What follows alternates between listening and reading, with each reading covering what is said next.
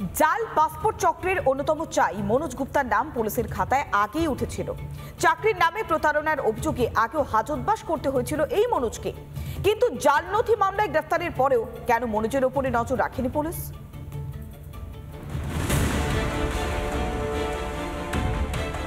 শনিবার রাতে গাইঘাটা থেকে গ্রেফতার করা হয় জাল পাসপোর্ট কাণ্ডের অন্যতম চক্রী মনোজ গুপ্তাকে। জাল পাসপোর্ট থেকে ভুয়ো অ্যাড্রেস প্রুফ এমনকি জাল স্কুল সার্টিফিকেটও অনুপ্রবেশকারীদের জোগাড় করে দিত মনোজ ও তার গ্যাং।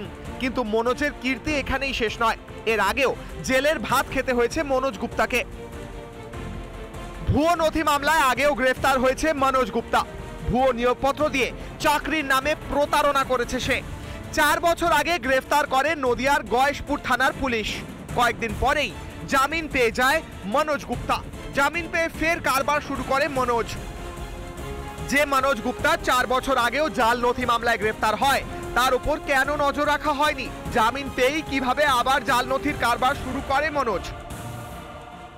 পশ্চিমবঙ্গ যদি ভালো থাকে তো তাহলে এত জঙ্গি বেরোচ্ছে কেন? পুলিশ কি ঘুমোচ্ছিল? পশ্চিমবঙ্গ যদি ভালো থাকে তাহলে বিভিন্ন দিকে এত বিস্ফোরণ হচ্ছে কেন? চম্পাহাটির মতো ঘটনা রোজ ঘটে কেন? পুলিশ কি ঘুমোচ্ছিল? পুলিশ সত্যিই ঘুমোচ্ছিল। পুলিশ ঘুমোচ্ছিল জঙ্গিদের দিকে তাকিয়ে, পুলিশ ঘুমোচ্ছিল যারা নাশকতামূলক কাজ করেন তাদের দিকে তাকিয়ে। জাল পাসপোর্ট মামলা এতদূর পর্যন্ত গড়িয়ে গিয়েছে, কিন্তু তৃণমূল এখনো কেন্দ্রের ঘাড়েই দায় ঠেলতে ব্যস্ত।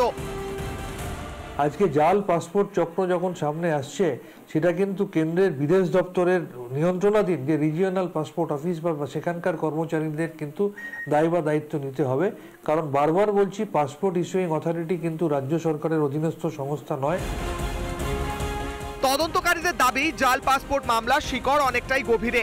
রাবণের মতো আরো অনেক মাথার পাশাপাশি জাল পাসপোর্ট মামলায় অক্টোপাসের মতো অনেকগুলি সুরও রয়েছে বলে অনুমান। মনোজ গুপ্তাকে জেরা করে আর কার নাম উঠে আসবে? কোনো রাজনৈতিক প্রভাবশালীর হাত আছে কি এত বড় চক্রের মাথায়? সৈকত পালের রিপোর্ট, রিপাবলিক বাংলা। ঘরের মধ্যেই বিদ্রোহ, এবার আবুল তাবুল বকতে শুরু করেছে ইউনুসপন্থীরা। হাসিনার প্রত্যর্পণ নিয়ে এবার ভারতকেই দোষারোপ করছে বাংলাদেশ। দেশের মধ্যে ডামাডোল থেকে নজর ঘোরাতেই হাসিনাকে নিয়ে আলটপকা মন্তব্য ইউনুসের উপদেষ্টা মণ্ডলীর।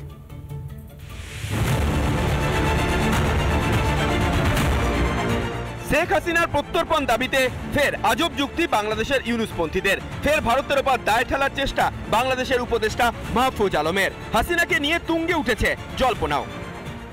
অবজারভেশনের বিষয় হচ্ছে যে এটা একটা পলিটিক্যাল ডিসিশন ওনারা নিয়েছেন যে ওনারা ওনাকে ফেরত দেবেন না, বা এটা আমরা শুনতে পাচ্ছি। কিন্তু রাষ্ট্রের জায়গা থেকে আমাদের যেটা দরকার, সেটা আমি যেটা বলছি, আমি একটা কথা বলেছি, সেটা হচ্ছে প্র্যাগম্যাটিজম দরকার।